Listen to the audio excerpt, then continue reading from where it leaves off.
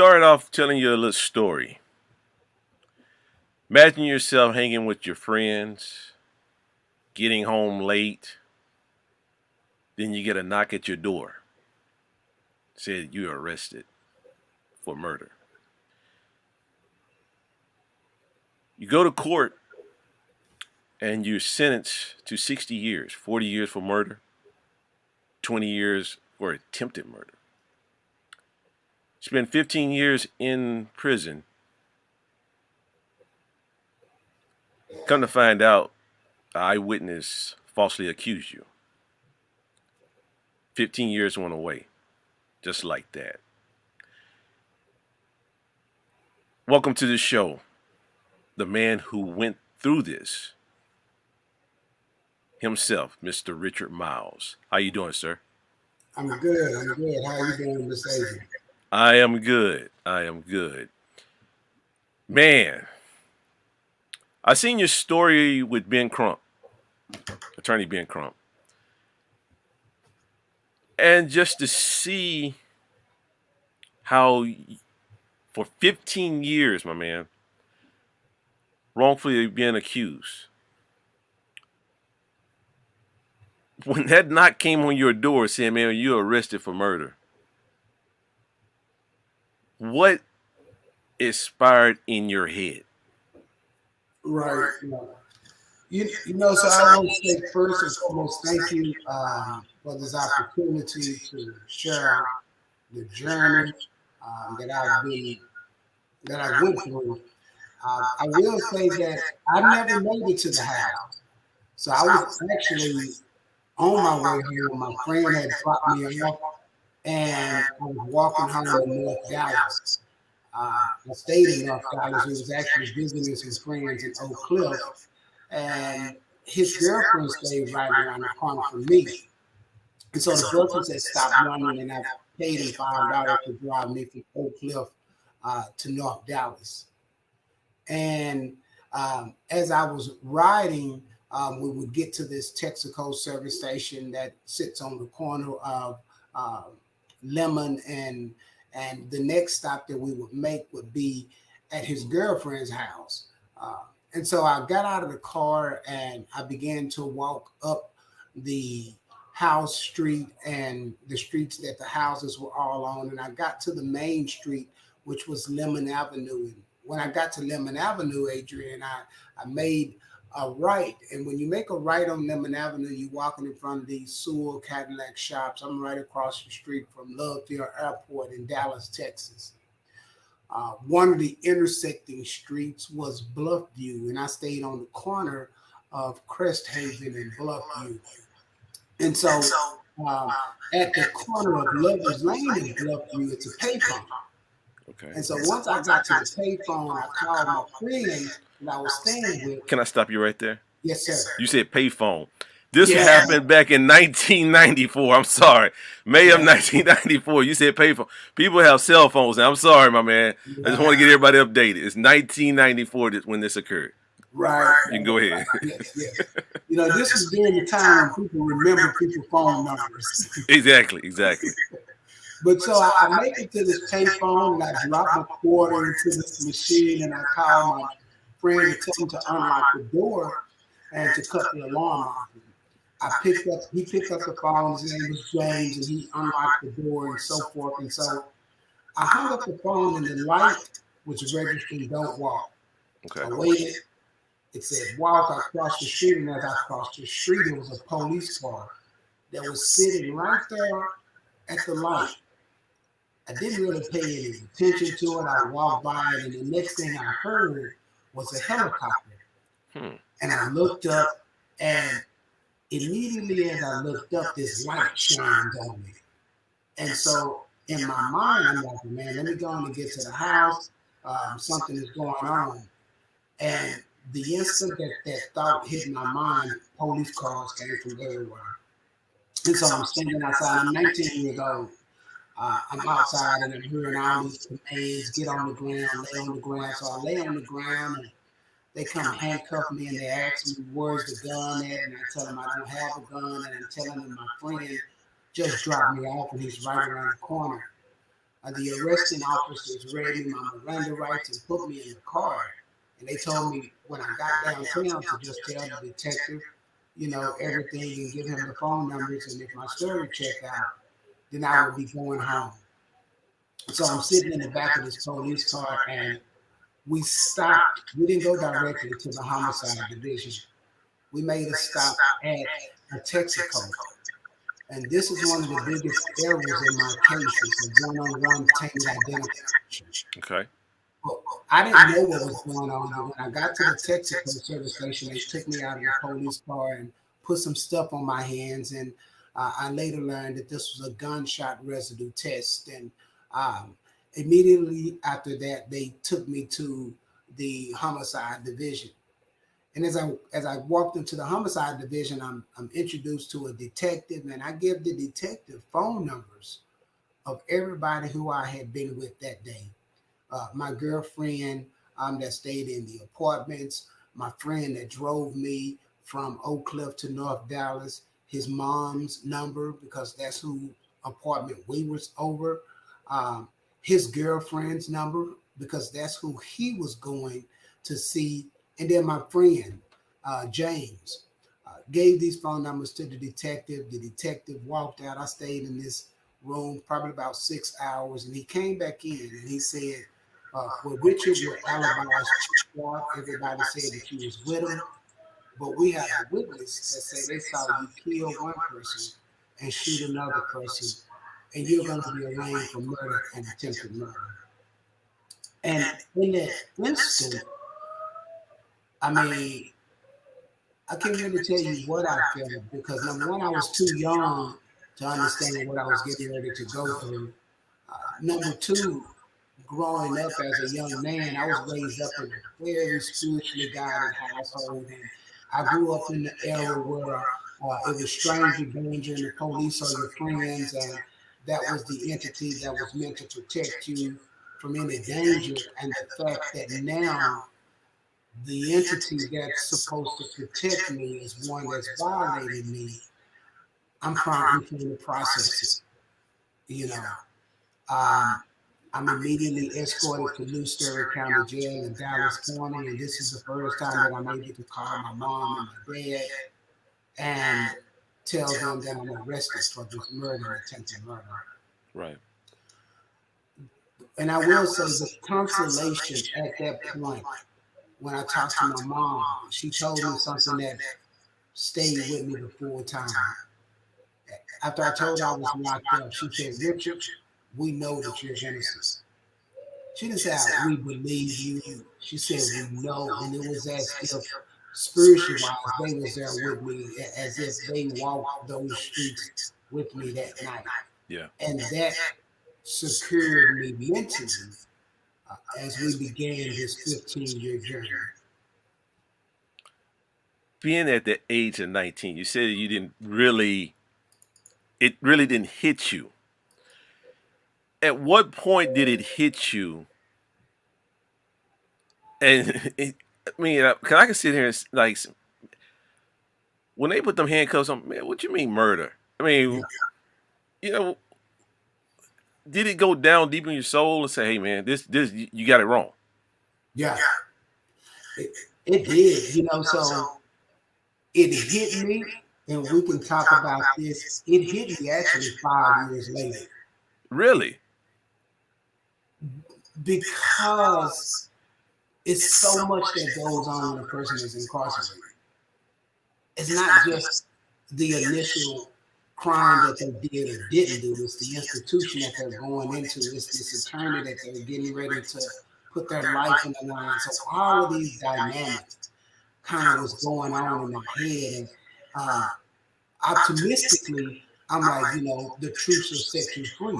Right, You know, right. and so my dad, God bless his soul, he passed 6 months before I got out. He was a bishop, and so the scriptures was really all he really shot at me.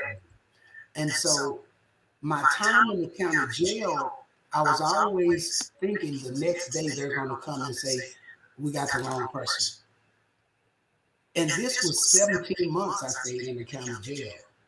Once they arrested me May 15th, 1994, I did not get out till October 12th, 2009. That's when you was You free. know, Yeah. it was no bond, it was nothing there. That was the full time of incarceration. Um, but I remained optimistic and hopeful. And even after jury trial, I had a 6-day jury trial, deliberation on a Saturday. They held special court and gave me the 60 years.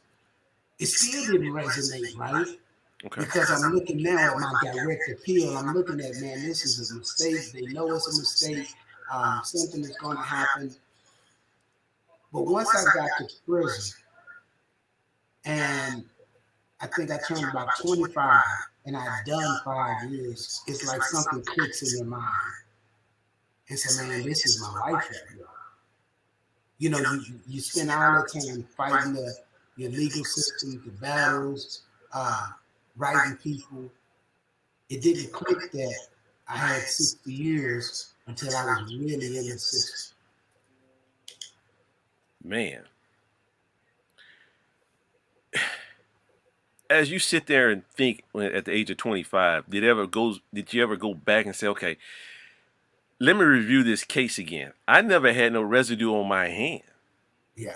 How did how you gonna put me in jail? No residue, no gun, Yeah. and they didn't really look for nobody else, but Yeah. went on to.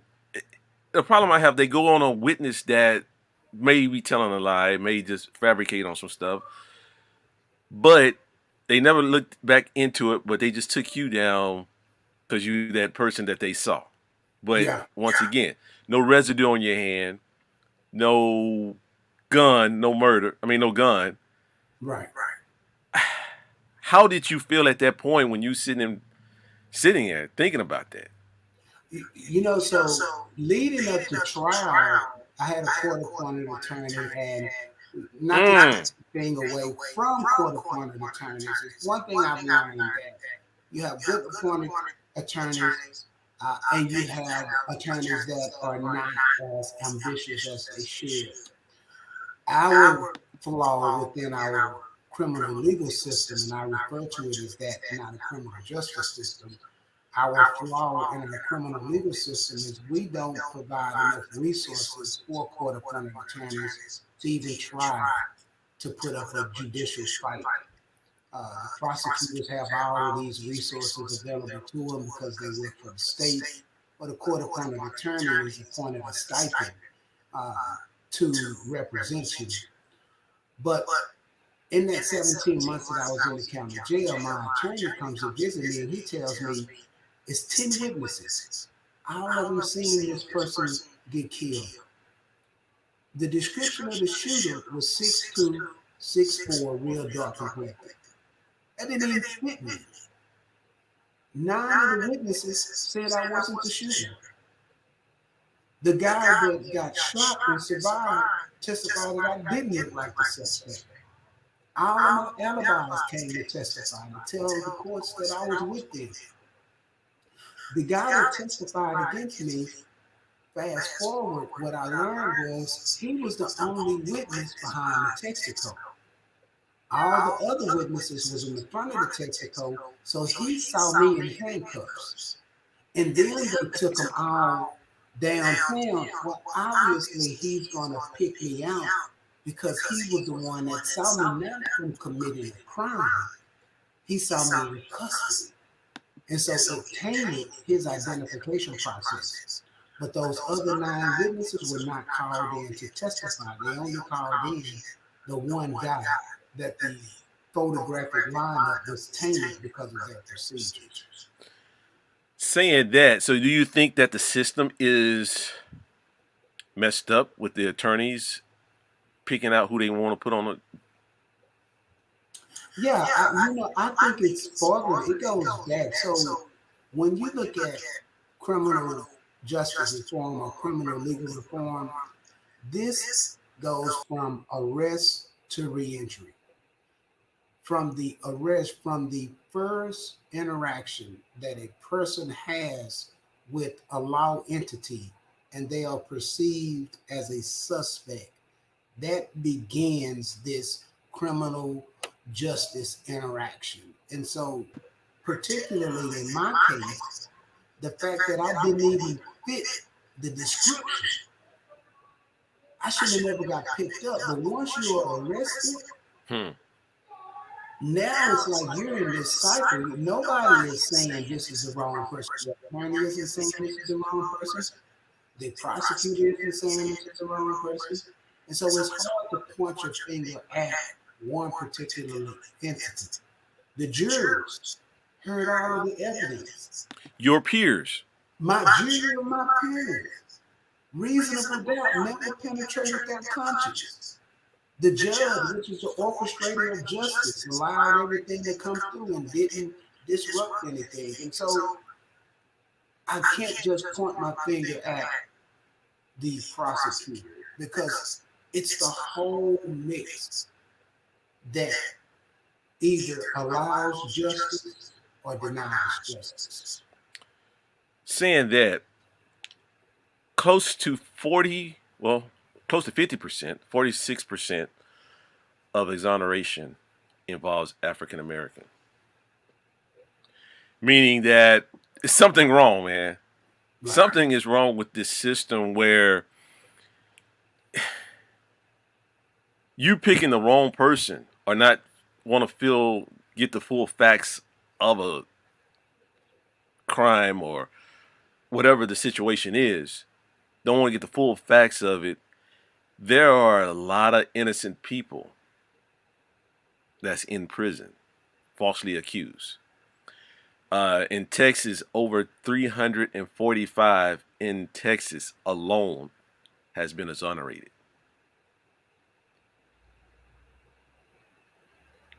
I mean, something has to be done, and I hope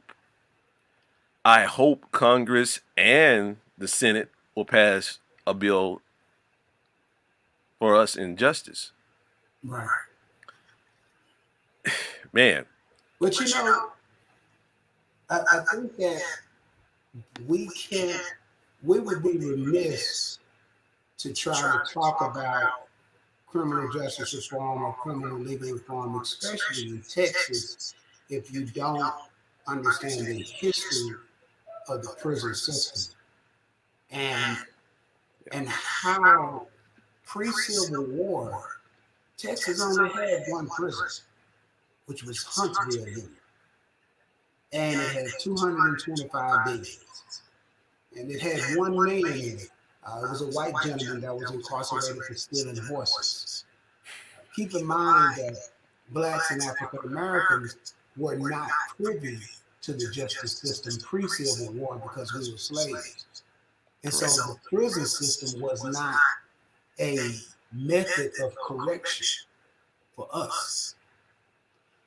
The history says the first African Americans that were ever incarcerated in the Texas prison system were our innocents. And they were incarcerated to produce textile for the Confederate Army. Fast forward, these people were never released. Post-Civil War, the Jim Crow laws, the vagrant laws, and all of these things come into place because the 13th Amendment allowed slavery to be placed under the prison system. And so the mindset, the organic motivation of the prison system has always been slavery. And African Americans have always been perceived as slaves from the context of America, right? That's the biggest fight that we've been trying to fight for the longest. I think that we have to understand how systemic this word came up so much last year. We have to understand how racially systemic our prison system is. And that's why we have a high number of black men and women and minorities in prison. It's set up like that. Let's go back. 1997. your appeal was denied. What's going on right there? Where you're like, wait a minute, something's wrong. Yeah, Something, something is wrong. yeah. I was heartbroken. So I lost the jury trial, uh, and my attorney asked the courts to provide me with a court-appointed attorney for my appeal. Uh, the gentleman did my appeal, and I was not legally inclined or literate enough to understand what they were filing, but I could understand that they could have fought harder. My writ of habeas corpus, that's what they refer to it as, was very diluted.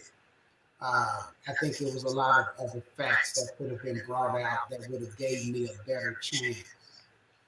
One of the interesting things that happened when I went to Cofield Unit, this is the unit that I did all of my time on. Cofield Unit is Okay. one of the largest units in Texas. It houses over 5,000 men on this one unit.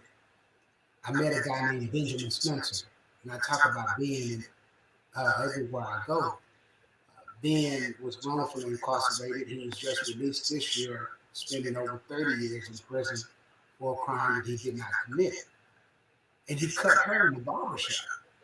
And so when I got to the barbershop, Adrian, he's talking with everybody, and this is like this introduction. Hey, where you from, and all of this. And I told him, and I said, man, I'm from Dallas, and I'm here for something that I didn't do.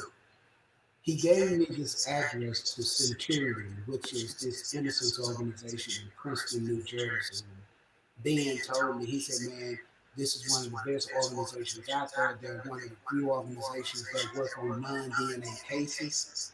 He said, it sounds like that you have a non-DNA case, so you need to write it. So this was 1997.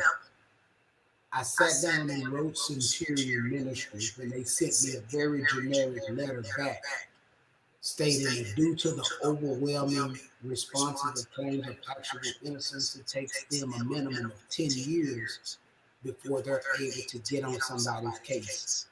Hmm. The fact that they wrote me back was encouragement. What came after that was the denial of my writ. So it's like I still had hope. I was writing different institutions. I was writing colleges. Ben Spencer encouraged me to go to the law library. Because Ben really told me, he said, your direct appeal will probably get denied because your direct appeal is basically you're going back to that same court 6 months later and saying, hey, I need you to look back at this case. And 9 times out of 10, the same judge is not going to overturn what just happened in his house, you know, unless it's just some unforeseen circumstances. So I'm in the law library, and in the law library, I met a guy named Ricky White, another inmate, wrongfully incarcerated, spent over 30 years in prison, and this gentleman helped me to put together my own writ of habeas corpus 1107 that I filed in favor for actual innocence. Needless to say, that writ was denied as well because we didn't have my transcripts. And so the Court of Criminal Appeals denied the allegations of actual innocence because we didn't provide extra record evidence to substantiate my claim. If it ain't one thing, it's another. It ain't one thing. Did you need an attorney after that? Once you start learning the system, once you start writing your own things, uh, did you really need an attorney? Oh yeah. You know the units, most prisons have law libraries, and the challenge is most law libraries are so antiquated. They're not up to date on their cases. If you're going to use a foundating case to uh, argue a point, you have to have the most recent cases. Uh, and so you really need outside legal assistance if you're trying to overturn your conviction on actual innocence, or if you're one of the people that got too much time and you feel like, man, you know what, the time doesn't really fit the crime. What 19, 20, 21 year old is that knowledgeable about legal realms? Because the courts hold you to the same standard as a person that went to college for 8 years. They say ignorance is of no excuse to the law, so they don't care if you 21 and ever walked into a library in your life. Hmm. Your freedom is in your hands. So yes, I wish that that was something that institutions had, pro bono legal assistance that could just work with people that's in the law library. What have you learned besides um, reaching out to others in prison? Uh, the biggest thing that I've learned is everybody innocent won't come home. I mean, I'm blessed, man. I'm one of the few, man. I know guys that are still there, that's innocent, and nobody's willing to hear their case. You know, the thing that I learned is our system is doing what it's supposed to do, and we have people in place that's either not privy to what the system is doing, or they are part of what's going on, and it makes it makes our justice system not that just, right? It makes people not believe in the system. And I got to that point, whereas, why do you believe in a system that doesn't even believe in you? How do you believe in a system that doesn't believe in you? I think that my my perseverance really came because of my parents. You know, I knew I was innocent. My dad was a minister, uh, pastor. My mom was a school teacher, and so it was always their reputation. You know, They also say a preacher's son is one of the wildest ones yeah, on. yeah, they do say that, and I think that it's because of the sheltering. Average preacher probably went through some stuff, and he don't want his kids to go through it, and so that was very uh, that was personified in my family and my upbringing. Man, my dad, we couldn't go to uh, school dances, we couldn't go to the movies. He was very, very focused on family education and church, which served me to my benefit once I went to prison, because those were the three things that I needed to really walk through the experience that I went through. It's easy to go to jail, but it's hell to get out when you're innocent. Yeah. 2009, like you said, October the 12th, you were freed. 3 years later, you was exonerated February the 15th, 2012. Mm-hmm. Do you celebrate those 2 days? Uh, I do. So I acknowledge. So when May 15th comes around, it always sneaks up on me, and so May 15th, when that day hits, it's a very somber day. It's very reminiscent. Um, I think every May 15th, I'm 19 years old because I go back to that time when I was arrested. Um, October, I acknowledge that day because what I've learned is prison, whether you're innocent or guilty, there are two forms of release that has to happen in order for you to be successful and a productive person in society. The first release is what happened in 2009. That's when I physically came out of a place of incarceration.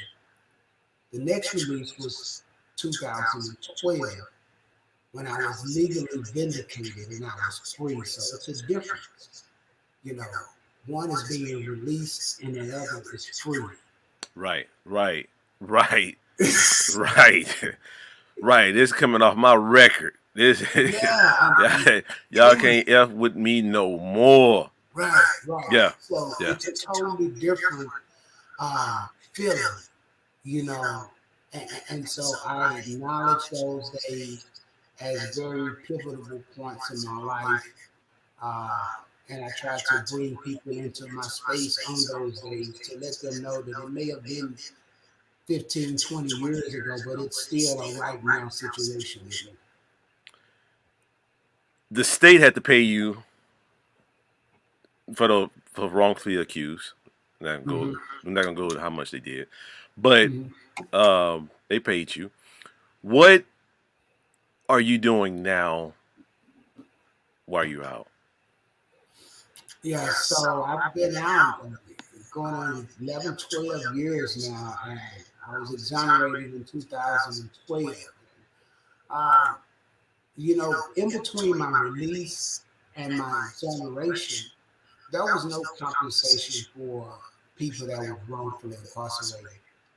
And so one of the things that I did, I joined with other men in Texas that was wrongfully incarcerated, and we began to lobby in Austin.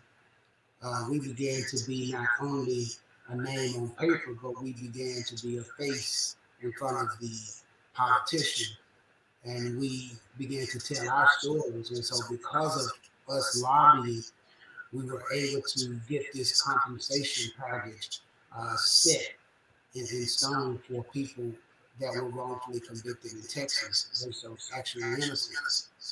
That was a great feat. And in February of 2012, upon my exoneration, I get this compensation. I was working at this hotel for 2 years, and the money really didn't mean anything because it came from a dark place, right? Uh, I wish I could have got it for going to college and finding out this about criminal justice, getting a scholarship because I studied criminology or something. But I had to physically go through a state of oppression to receive a dollar amount that they equated to the time lost, right? Yeah, That yeah, yeah. that in itself, you value for the state to put a value on my life was very interesting. But it gave us little to do with fighting back. And so my thing was, how could we be most impactful with these resources? So I obviously got my mom a house, I got myself a house, paid my tithes. And the next thing I did was I took a large portion of the money and I seeded this organization called Miles of Freedom. And Miles of Freedom is now, next year will be 10 years old. And our mission is to provide holistic services for individuals, families, and communities impacted by incarceration. And And if you want to help Richard Miles out, you can go to his website. He'd take donations. I don't yes, know how much he'll take. If you have $20, just hey, help him that's out. good. It's www.milesoffreedom.org. Yes, Help him out because we have a lot of innocent people, no matter who you are, that's in yes, prison right now. yes, sir. Richard, we got to go to my last point of the day before we end the show. This is called the BS moment. The Isley Brothers have a song called Fight Power. And in Fight the Power, it says all that bull BS going down. Seems like you've been through a lot of BS. If you can give us another BS moment before we go, my man, I appreciate it. Oh, wow, man, it's so much as you said. I think my life personifies a lot of BS moments, but at the same time, hopefully it personifies hope in the midst of BS. Uh, I would say for right now, uh, it's still the racial inequalities and racial injustices that we as black men are fighting as it relates to police and incarceration is still a BS moment. You know, it's something that we have to continuously fight and stand our ground in uh, to be the man that we know that we should and could be. So to me, that's my BS moment, the continual fight to prove ourselves in society. You know what? That's some real shit, though. That is some real shit. Because Yeah. no. You're laughing. You're laughing. That's true. Yes. We have, as black people, have been fighting for years, and we've been saying the same thing over and over and over and over again. Yeah. It took George Floyd, Hmm. just to see it on TV, and to see people across the country Yeah. just to say, "Hey, man, we tired of this." Yeah. And you know what? Adrian, how could I say this to George Floyd showed me that my situation could have been worse because at least I got up off the ground. I got up out of everything that I went through, losing my dad, losing my grandmother, losing 15 years in prison, walking in at 19, getting out at 34. I got up. And it just changed my thought of even how I should start looking at what I went through. What did you want to be? An engineer. I was going to school for, I was going to Skyline High School for plastics engineering. And I was getting ready to go to TSTC in Waco, which was one of the engineering schools. And I love plastics technology, so that's kind of like where my focal point was. And everything changed around, man, Yeah. to help others. Once again, if you like to donate to Richard Miles, go to www.miles, MILES, put it up for you once again, Yes. freedom.org. Richard, appreciate you, my man. Thank you so much. Thank you so much, my man. I appreciate you as well, Mr. Adrian. Thank you for taking that time and giving us this opportunity and sharing this space as we share the journey of Miles of Freedom. And just keep everybody in mind, whoever watching or listening, knowing that you do have hope. Yes. There is hope. Don't give up. Um, Richard just told you he was depressed though. He was depressed, but Yes. he got through it, along with strong family, and don't give up. That's all I can tell you. If you need help, he can help you as well. Richard, once again, thank you, my man. And whenever you feel yourself at the end of a rope, tie a knot and hold on tight. And remember the bottom line, man. Ain't nobody bad like you. Until next time, thank you. It's a wrap. Thank you.